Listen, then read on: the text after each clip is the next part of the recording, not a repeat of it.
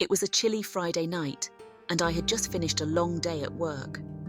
The prospect of a cozy evening at home was calling my name, but my friend Sarah convinced me to join her for a night out in the city. She had promised an epic night, filled with laughter and good times. Plus, she insisted on booking an Uber so I could relax and enjoy the ride. As I waited on the dimly lit street corner, my breath visible in the crisp air, a black sedan pulled up. The driver's window rolled down, revealing a man in his 40s with a scruffy beard. "You must be Sarah's friend," he said with a friendly smile. "Hop in." I tossed my bag into the back seat and slid into the front, giving him my destination. The driver, whose name tag read Dave, navigated the city streets with ease. We made small talk about the weather, our favorite restaurants, and other mundane topics. Dave seemed like a nice enough guy, and my initial jitters about taking an Uber started to fade away. But then, things took a creepy turn. As we passed by a dilapidated building on the outskirts of town, Dave's demeanor changed. His smile vanished, and he began to mutter under his breath.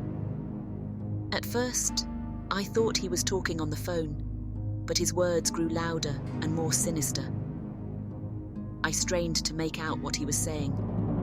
"They're watching us," he whispered, his eyes darting to the rearview mirror. "Always watching." My heart raced, and I felt a shiver crawl up my spine. Excuse me," I stammered, my voice quivering. "Who's watching us?" Dave turned his head slowly, his eyes now fixed on me with an unsettling intensity. "The shadows," he hissed. "They're everywhere, you know.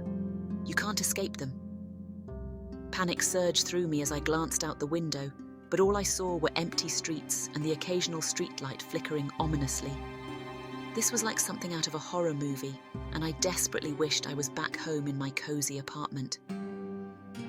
I tried to calm myself, thinking that Dave might be having a breakdown or some sort of episode. "Dave, are you okay?" I asked, my voice trembling. "Maybe we should pull over, and I can call for help." But Dave didn't respond.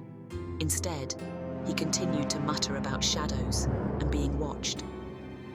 I was trapped in this moving nightmare, with no idea how to escape. As we neared our destination, Dave's behavior grew even more erratic.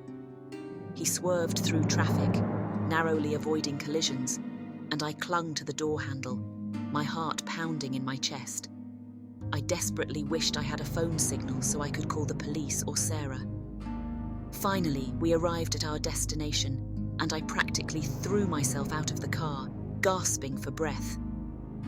Dave stared at me with those haunting eyes, and I slammed the door shut, praying that he wouldn't follow me. I stumbled into the bar where Sarah was waiting and frantically told her what had just happened. She was shocked and immediately dialed the police while reassuring me that I was safe now. Within minutes, the police arrived and arrested Dave, who was still sitting in his car muttering about shadows. They told me that he had a history of mental illness and had recently stopped taking his medication. It seemed like the man had completely lost touch with reality. As the police took Dave away, I couldn't shake the feeling of dread that had settled over me during that horrifying Uber ride. It was supposed to be a simple trip, a night out with friends, but it had turned into a nightmarish ordeal. From that day on, I couldn't help but look over my shoulder, wondering if those shadows Dave had spoken of were lurking nearby, waiting to pounce. It was a chilling reminder that sometimes the scariest things aren't the monsters in movies, but the ones we encounter in real life.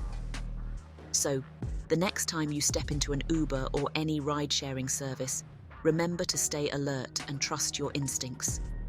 You never know when a seemingly ordinary ride can take a terrifying turn into the unknown.